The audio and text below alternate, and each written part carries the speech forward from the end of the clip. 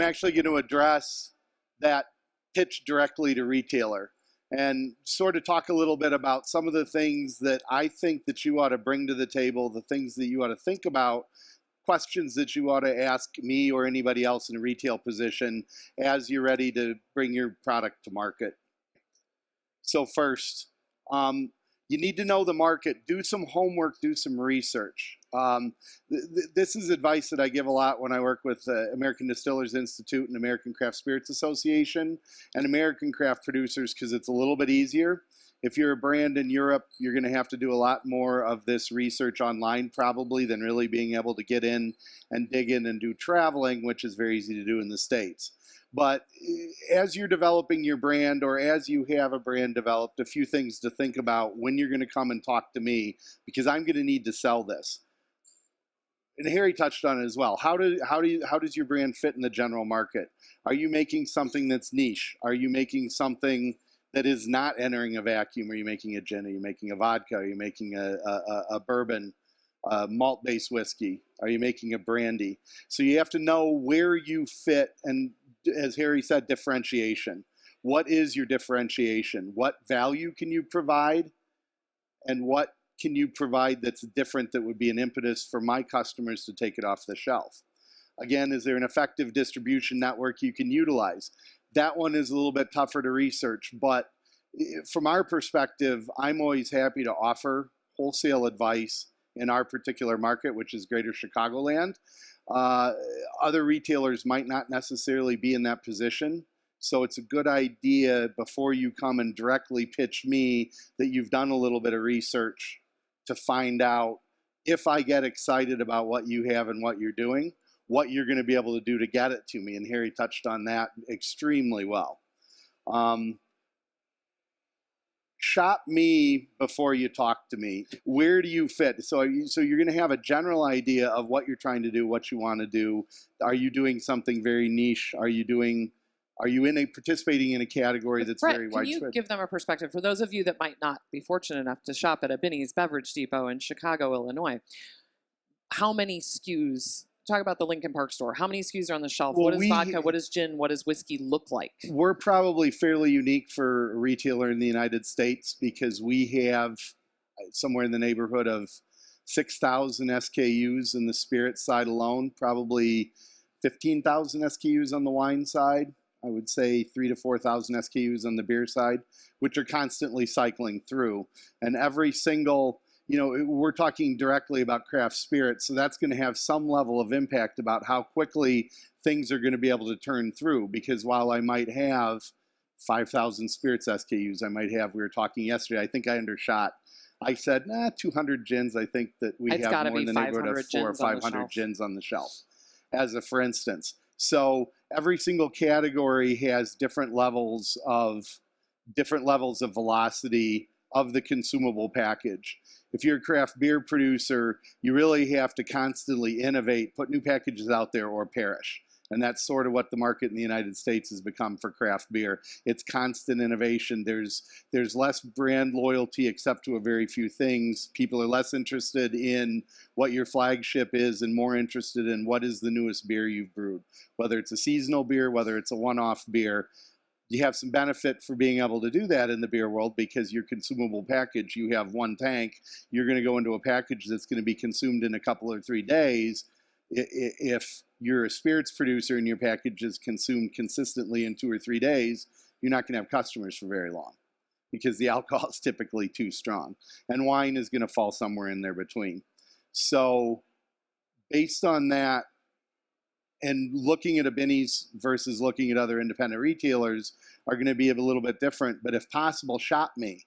It's like, this is what I think that I am from point number one. This is where I think I fit in the general market. Now walk into my store before you have a conversation with me or one of our other buyers and take a look and see, where do I dream to be on the shelf? Where do I want to be on the shelf? What other shelf, what's option B, what's option C, what's option D? And a lot of times people look for adjacency on the shelf to high moving brands. Well, I'm making a gin, I want to be right beside Hendrick's. We're making craft gin right beside Hendrick's.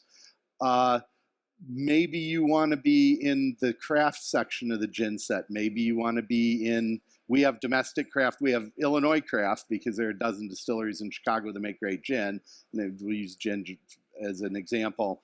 Then we have a Midwest craft section, then we have a national craft section, then we have a international craft section. So where do you fit within that? Maybe you want to go out a category if you're doing something unique. If you're producing an aquavit, since we're in Europe, if you're producing an aquavit, where do you think you fit on the shelf? We have ideas about where we think you ought to go on the shelf, and that's where we typically put it, but we're certainly willing to learn and have input. And that goes to flexibility, which is all kind of ties in, is you have to, when you walk in and you speak to a retailer, you speak to a wholesaler, don't be married 100% to what you think. Part of your research should provide you some learning to make you a little bit more flexible in terms of how you're going to engage, where you think you ought to be. Never give up where you want to be, but always be willing to be flexible about where the retailer might think you need to be. What are your resources? This is sort of also ties into what Harry said. What are your resources? What physical presence can you offer to your distributor? Harry laid it out much more eloquently and much more clearly with numbers what that is. So this is a little bit more sort of left brain. What can you really provide for your distributor? What are you doing at your distillery? What are you doing in the office? What are you doing on import? What presence can you have? Can that presence be somebody directly from the distillery? Is that presence going to be somebody that you can hire to represent you, whether it be a direct representative for your brand or whether you participate with a broker? What physical presence can you offer your retailer? I say that narrows it down even more, because if your physical presence is 1 week or 2 weeks every quarter, for instance, with your wholesaler, that means I might be lucky to get you 2 or 3 days. So when you're making a direct retail pitch, you need to know exactly how you're going to manage that time. What financial capabilities to influence price points, to influence sales, did you build into your brand? What kind of money do you have in your toolbox? And there's a whole nother set of seminars, I'm sure, on pricing structures, pricing models, and things like that. But a few things you need to look at in pricing when you're doing research into the market, and then you're doing research into where a particular retailer might be on the shelf, you need to work that math backwards. It's like, okay, this is the sort of brand that I feel that I am. This is the sort of brand I've been compared to. These are the price points where everything is sitting. Bam, bam, bam, bam, bam. Do the math all the way backwards until you get to your cost. And start setting your costs, your FOB costs landed in the United States based on what margin is going to be added by a wholesaler, and then what margin is going to be added by a retailer. How much play do you have between your actually cost of goods and what you're going to have as a laid-in cost when it comes to the United States? That's your budget to help me to say, 1 month, I'm going to run $2 off on an ad just to get added. It's not that you're dropping your price point, it's that you're gaining attention by running some sort of slight discount. Or I'm going to invest in a whole series of tastings to provide consumer awareness. Or I'm going to have a budget to get a phenomenal amount of on-premise placement, which ultimately is going to help me from the off-premise side of things. I would add in there really quickly too, is that if you're not selling in the United States or outside of your home market yet, is that whatever price you've set in your home market, any one of us, any consumer can Google it. So Brett can pull up a thing and say, well, I see that on Master of Malt, your X pounds, which is X dollars. Unfortunately, our consumers stand in the aisle and do the exact same thing. Right. So you've got to be basically priced the same across the globe at this point. Yeah. We have actually worked together through the wholesale tier into retail to get brands, and that is absolutely a question you have to look at, because now every single one of us is carrying around a fairly powerful small little computer that has access to information from all over the planet. So even though you're paying more to ship, you're paying more to get through a distribution tier, you're paying more in taxes, state taxes, county taxes, it still has to somehow get compressed to basically put. So we've actually had to recommend on the production side that prices in your home country, you might have to raise them in order to compete on a global scale because you've got to equal it out. And we've definitely done that with brands within the United States as well, that you need to make. It's like, well, I don't want to be greedy since I'm self-distributed in my home market. I don't want to be greedy. Oh, no, that's not greed. It's a practical business decision if you ever hope to sell anywhere besides in your home market. Then the last, and this is, I think, ties into your physical presence. What is your electronic and social media presence? Because there is a lot that can be accomplished remotely below the line in terms of how you promote yourself locally, how you promote yourself on the internet, how you tag into things, how you associate with us, how you associate with on-premise, how you communicate your presence in the market. So I'm not the greatest social media person. I just know that we have people assigned that we tie through, and one of retweets, repostings of things have been very, very valuable in our market, and geotagging seems to be working pretty well as well. Are you ready to come into my stores? Are you ready to come into my state? Are you ready to come to the United States? What's your strength in your home market? That, I think, is the piece of advice I give the most often to American craft distillers. When they're ready to expand, they want to talk to me. It's like, you're from Milwaukee. Are you the #1 selling vodka in Milwaukee? Because if you can possibly be the #1 selling vodka in Milwaukee, then I know that you have, 1, a track record in your home market, 2, you have a success story that you can talk about, and 3, you actually have something to back you up as you're trying to expand into other markets. So what's your strength? What's your position? And I typically think that there needs to be strength in a home market before you start expanding. If I'm not the first market, or my state's not the first market you've expanded into, how have you done in the other places where you've expanded? What's your learning been from expanding into these other markets? These are all questions that should be cycling through that I might ask you, or in a different form, any other retailer might ask you if you're pitching directly. Can you come into my market without sacrificing your presence in other markets? So there are a few ways to go around that. Because we have 40 shops, 41 shops actually, as of last Friday, in the Chicago, Greater Illinois market, we sometimes, for craft producers, can be very intimidating because of our size and because of our scale.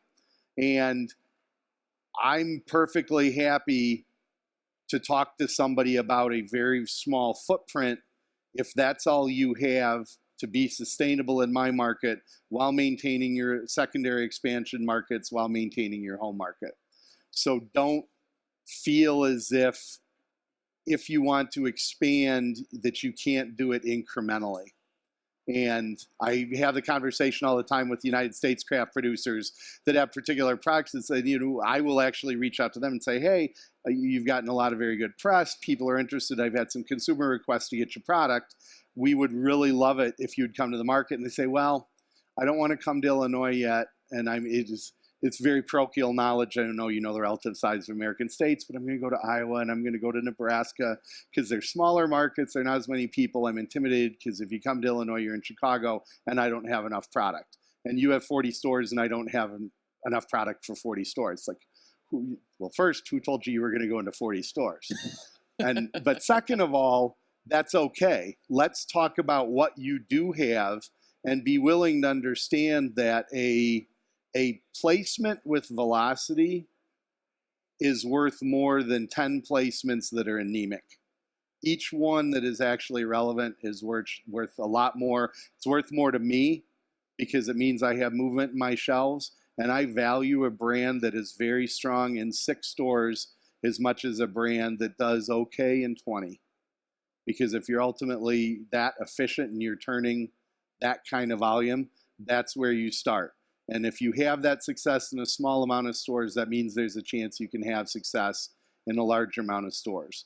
But don't feel as if you're especially approaching larger retailers, that it's an all or nothing proposition when you get put on the shelf. Because it can be a little bit, and let's see. Be prepared be prepared to learn continuously. And I think that this just really wraps up everything that I've said in the first 3 slides in the first 10 minutes, and I think everything that Harry said as well. The new markets are business opportunities, but don't take it as just a business opportunity. If you started a distillery, if you started producing anything that creates emotional enjoyment for people, that means that you have some level of creativity. Don't ever forget about that creativity as you're moving through the business world, as you're moving through business success. So yes, new markets are necessary if you want to continue to generate money, to perpetuate yourself, to grow, to improve. But there might be something you can learn by going into markets. Chicago is a great city as an example that has a number of different ethnicities, very, very strong presence living in the city. So we have the room not only for general market product, but we have a room for a lot of niche products. We have 2 aquavit producers in the back. We said we have a very large Swedish and Scandinavian population, and aquavit for a large city does extremely well in Chicago as a, for instance, for something that in the United States is an obscure, if in some areas not even non-existent category. So what are your opportunities that aren't just what you thought they were today? You can do things in a traditional style and also be creative. There is a movement going on in the United States to codify what American single malt is. And the whole core of what they're trying to do is create rules around what single malt ought to be that are qualitative, somewhat like what Scotch Whisky Association runs for the Scotch industry, what Irish law is for Irish whiskey, what Canadian law is for Canadian whiskey. But they're trying to do that. I said once that the great part about America is America's a very, very young country. And what America's done really well is take everybody else's traditions, because we're a melting pot, and steal them. And in some cases, make them better. That's creativity. So you can be traditional, but you can be creative. I had another great conversation with a cognac producer who was talking about tradition, and he's a bit of a maverick, and he's fighting what's tradition? You can't do this because it's traditional, because this is what we've been doing about the last 25 years. Well, cognac's existed for the last 100 years, and this is what they were doing 100 years ago. Why is that not traditional, right? To tie things in, that there's always a cycle in everything. And then, can you customize for a retailer, which is probably should have been placed a little bit earlier in the presentation, because this is towards the end. But do you have the flexibility that if you have some success for me and you are doing something niche, that you can customize something just for my stores or for my city? Can you do something for Chicago? Can you do something for the state of Illinois? Can you do something for the Midwestern part of the country? What capabilities do you have, again, tying back to flexibility, to customize? But the most important thing that I can tell you just as I finish is the research seems daunting to learn about the market, but you'll be shocked at how valuable it is, and you'll be shocked at just how little time it actually takes.